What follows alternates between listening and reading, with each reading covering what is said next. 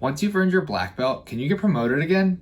What comes next? Well, a lot actually. Originally, jiu-jitsu had a much different belt system than the one we know today. The original system was created by Helio Gracie and Carlos Gracie in the early 50s, and there were only 3 belts. White belts for students, light blue belts for instructors, and darker blue belts for those who became professors. It wasn't until the early 1960s that the Gracies introduced black belts, and later that same decade, the belt system we use today was introduced. The standardized belt system of white, then blue, then purple, then brown, then black, it was created in an effort to organize and legitimize the sport. Now, going forward, when I'm talking about minimum times at each belt and age requirements, I'm going off the IBJJF standard rules because, like them or not, the IBJJF is the governing body and they're the ones who set the standards. To earn a black belt, a student must be at least 19 years old. There's no minimum amount of time someone has to stay a white belt before they get promoted, but every student must spend at least 2 years as a blue belt, 1.5 years as a purple belt, and 1 year as a brown belt before they can be promoted to black belt. That means the fastest someone can go from beginner to black belt under the current standards is 4.5 years. Once you achieve the rank of black belt, this is where the timing of things gets really crazy, but we'll get there in a few minutes. There's no belt above black. Is there a belt above black? There are 3 belts that can be earned after black belt. The red and black belt, the red and white belt, and then ultimately the red belt. It gets a little confusing because both the red and white belt and the red and black belt, they're both referred to as coral belts. The red belt is the highest rank a living jiu-jitsu practitioner can achieve. These belts actually serve in place of degrees on a black belt. Degrees for a black belt have a time minimum, just like all the belts do, except for the white belt, obviously. The first 3 degrees on a black belt are separated by 3 years each. The 4th, 5th, and 6th degrees are separated by 5 years each. Just a quick math check for you, but in order to be a 6th degree black belt, that means you've been a black belt for 24 years. I'm going to keep using an imaginary 19-year-old black belt for our reference point because some of these times get a little crazy and it's good to have a perspective to check back on. Our imaginary friend wouldn't get his 6th degree on his black belt until he was 43.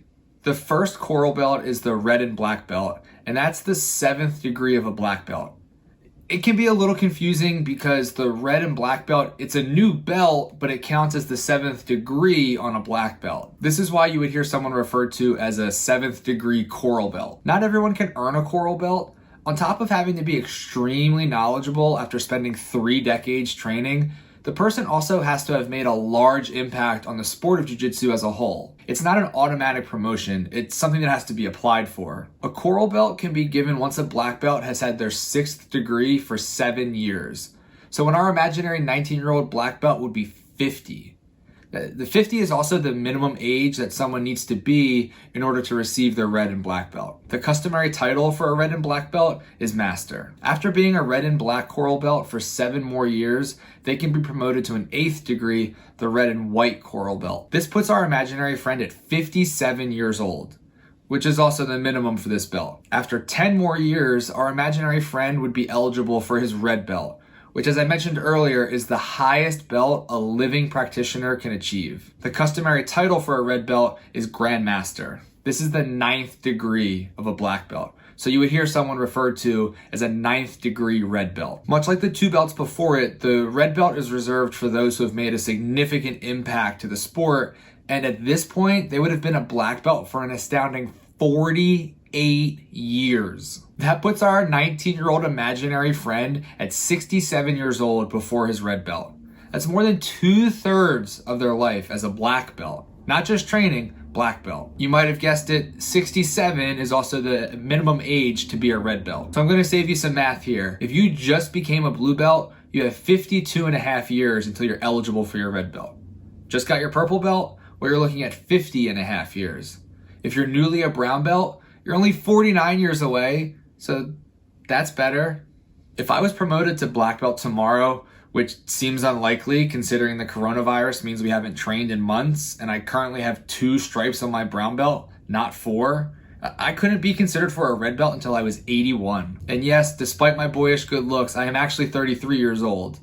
But at a certain point, if your goal is a red belt, you start approaching just stay alive long enough territory. Obviously, coral belts and red belts are extremely rare, but not as rare as you might think. Currently, there are more than 30 coral belts. I'm not going to list them all, but a few notable names include Pedro Sauer, Jean-Jacques Machado and his brother Higan, Ricardo Cavalcante, Hoyler, and Hoist Gracie.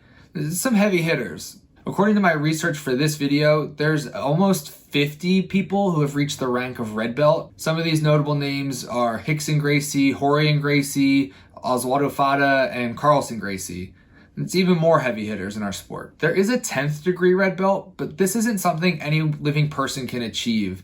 This was reserved for the creators of the sport, the Gracie brothers. Carlos, Oswaldo, George, Gaston, and Helio Gracie are the only people who have or will ever reach the rank of 10th degree red belt. The goal of reaching red belt is a lofty one, and it would be considered an amazing accomplishment, although not everyone is super psyched about it. When Rickson was promoted to red belt by Horian, he seemed unsure about deserving his new rank. Not only is he technically too young by the standards I listed above, I mean, he's Rickson Gracie, so standards should probably just go out the window anyway, but he skipped his white and red coral belt and he went straight from black and red to red belt. Rickson has been seen still wearing his coral belt at times, but he does wear, and he is officially ranked as a red belt. Speaking of not wearing the right belt, the one and only Helio Gracie did not always wear his red belt. In the 90s, he became frustrated with the presence of tournaments that were based on points, and he was annoyed with the unauthorized individuals who were promoting students to ranks they hadn't achieved